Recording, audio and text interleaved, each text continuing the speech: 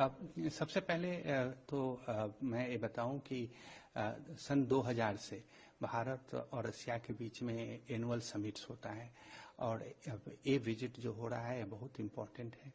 ये 22वां 22nd annual summit है हमारे प्रधानमंत्री और रशियन प्रेसिडेंट के बीच में।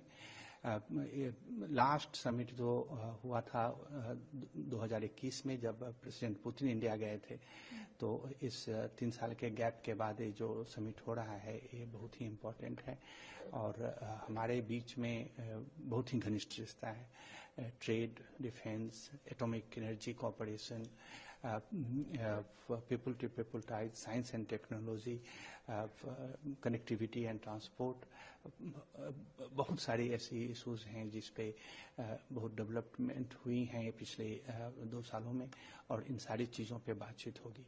इसके अलावा रीजनल एंड ग्लोबल डेवलपमेंट्स जो हैं इस क्षेत्र में, हमारे क्षेत्र में और विश्व स्तर पे, उन चीज़ों पे भी डिस्कशंस होगी। मैं पूरी तरह तो अभी नहीं बता सकता कि लीडर्स क्या बात करेंगे, क्योंकि ये तो वो डिसाइड करेंगे, उनको भी जज नहीं कर सकते हैं। लेकिन इन सारी मुद्दों पे बातचीत होगी।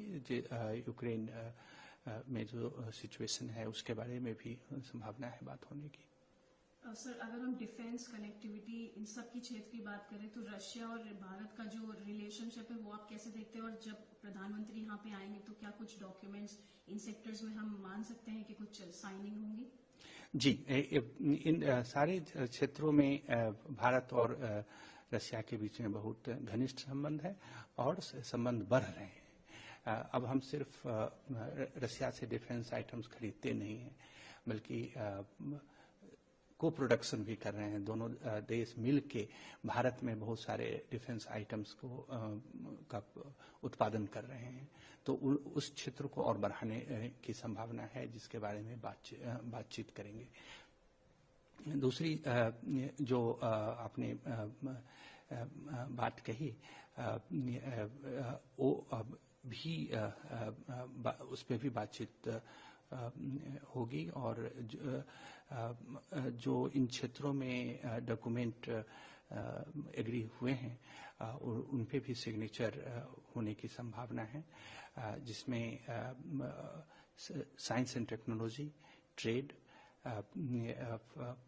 और इकोनॉमिक कोऑपरेशन, ट्रांसपोर्ट रिलेटेड कुछ बातचीत चल रही है। मुझे लगता है 6-7 डॉक्यूमेंट्स हम इस विजिट के दौरान साइन